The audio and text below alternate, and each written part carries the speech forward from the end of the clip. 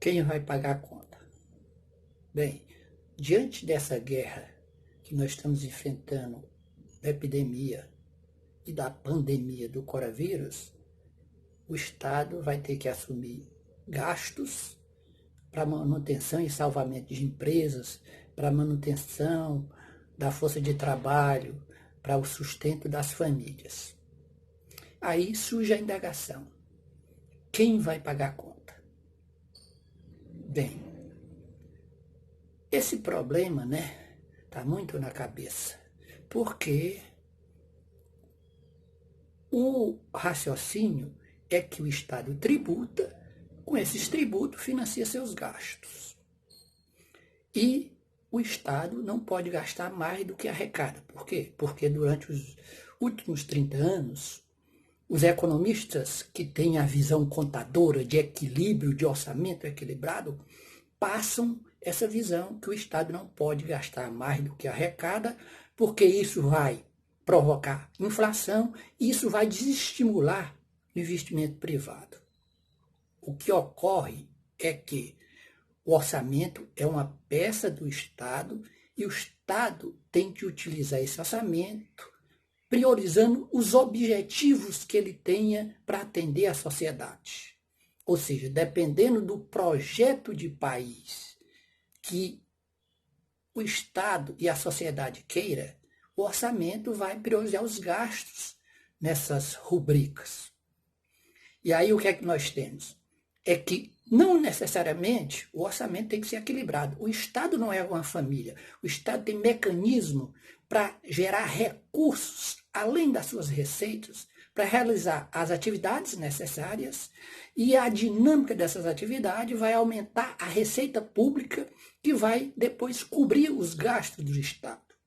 Além disso, o Estado dispõe do mecanismo de política monetária. O Estado é o ente que emite a moeda que é utilizada por todos. E com essa moeda, o Estado pode comprar o que quiser, pode pagar o que quiser. Ou seja, o Estado não depende da tributação. O Estado que depende da tributação são os governos subnacionais, prefeituras e governos que não podem emitir moeda, do mesmo modo que na Europa, Grécia, Portugal, Espanha, Itália, ou seja, os países que aderiram ao euro deixaram de ter moeda própria e agora dependem de uma moeda que é emitida pelo Banco Central Europeu.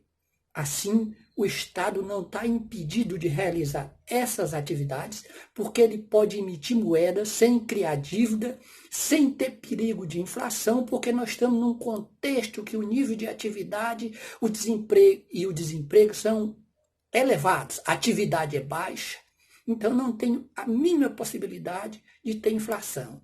Então, o Estado pode atuar sem necessitar fazer reformas tributárias urgentes, dado que isso necessita de um tempo mais elevado, será um momento posterior. Então, o Estado pode utilizar e tem dever de utilizar a política monetária sem criar dívidas e resolver esse problema.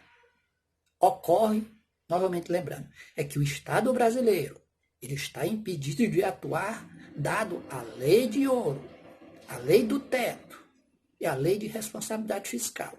O Estado brasileiro está engessado porque, ao longo dos anos, uma política radical liberal vem retirando todos os mecanismos para que a gente possa ter uma política de desenvolvimento e atendimento do bem-estar social, como determina a Constituição de 1988. Não é à toa que essa Constituição, ao longo dessas 2, 3 décadas, tem sido desmantelada e as reformas colocadas como resolução para o problema do desemprego, do crescimento.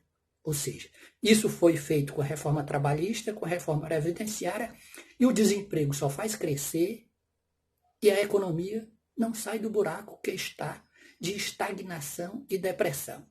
Ou seja, tudo no discurso da ortodoxia é uma falácia. É uma falácia que, de tanto repetir, tem se tornado verdade. E essa verdade se torna ainda mais verdade porque ela é dita de uma maneira que consegue convencer muito bem as pessoas que não têm nenhum entendimento do que significa o comportamento de uma economia capitalista.